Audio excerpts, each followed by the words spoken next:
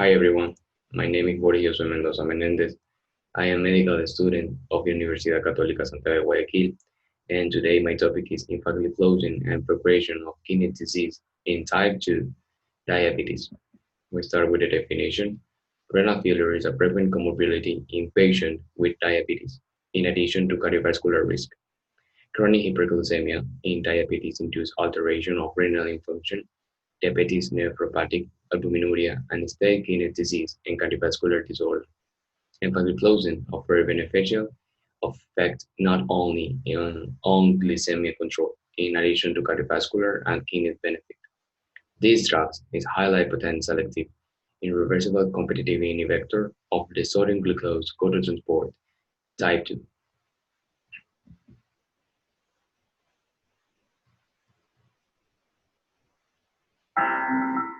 Type 2 diabetes can lead to a number of complications, including kidney disease. Healthy kidneys play an important role, removing waste products from the blood. Inside the kidneys, millions of tiny blood vessels act as filters. Many substances are too big to pass through the filters, so remain in the bloodstream, while smaller substances, including some waste products, flow through the filters and become part of the urine. Kidney function helps to regulate the amount of fluids and salts in the body and control blood pressure. But with type 2 diabetes, the high levels of sugar circulating in the blood can damage the kidneys and compromise their function. Approximately 40% of patients with type 2 diabetes have established kidney disease. Patients begin to lose their kidney function, including their ability to filter out waste, medicines, and excess fluids from the body. The presence of protein in the urine can be an early sign of kidney disease. Symptoms of kidney disease may include swelling due to fluid retention, tiredness, insomnia, itchy skin, and nausea. Kidney disease progresses through different stages as the kidneys lose efficiency and waste materials build up in the body. It also increases the risk of hypoglycemia and type 2 diabetes complications, including cardiovascular disease. The last stage, kidney failure, usually requires treatment with dialysis or kidney transplantation. Many of the medications available to treat type 2 diabetes are predominantly removed from the body by the kidneys. Declining kidney function can affect that process. If the body can no longer filter medications out effectively, the risk of side effects may increase.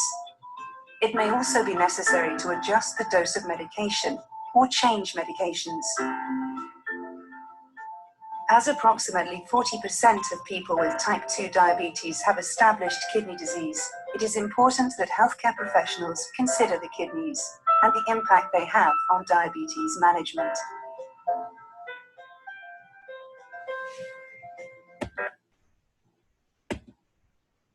Application in medicine. Inhibition of the type 2 sodium glucose cotransport in patients with type 2 diabetes and hyperglycemia induce excretion of glucose in the urine. In addition, the increase of sodium excretion which leads to osmotic diuresis and a reduced intravascular volume. Empagliflozin is useful in patients with type 2 diabetes, hypertension, or kidney failure in stage 2 and 3. Also, its effectiveness is reduced when the glomerular infiltration rate decreases. In patients treated with insulin, empagliflozin decreases its dose. Empagliflozin shouldn't be administered in patients with diabetes ketoacidosis, kidney failure, and risk of hypovolemia or urinary tract infection.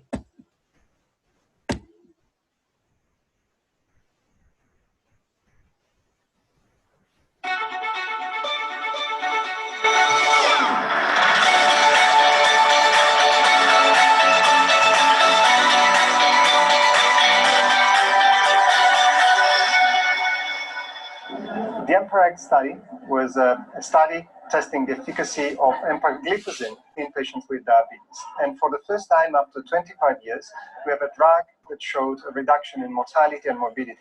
But not just overall mortality, but also the occurrence of new heart failure cases. This is very important because of the safety concerns that we had with previous drugs, like the glitazones or some of the gliptins. And therefore, the results of the EMPA-REG tell us that we have a new class of drugs that can be safely used in patients with heart failure. Of course, there are new trials ongoing to address specifically the efficacy of the SGLT2 inhibitors in patients with heart failure. And the results of these studies will be important, not just to confirm the results of EMPA-REG, that seems to be also mirrored by the interim analysis of the other trials with the SGLT2 inhibitors, but also to teach us how to use friendly these drugs in patients with heart failure. One important point is that now cardiologists are empowered to treat diabetic patients with heart failure. We shouldn't leave diabetes to other specialties, and the guidelines specifically say that patients with diabetes should be supervised by a cardiologist.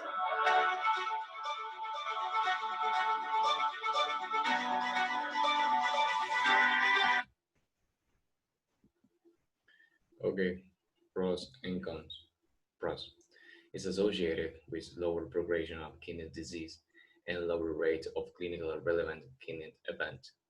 And cons. Some patients with type 2 diabetes continue to have an increased risk of death and heart and kidney complication and long-term adverse kidney effect.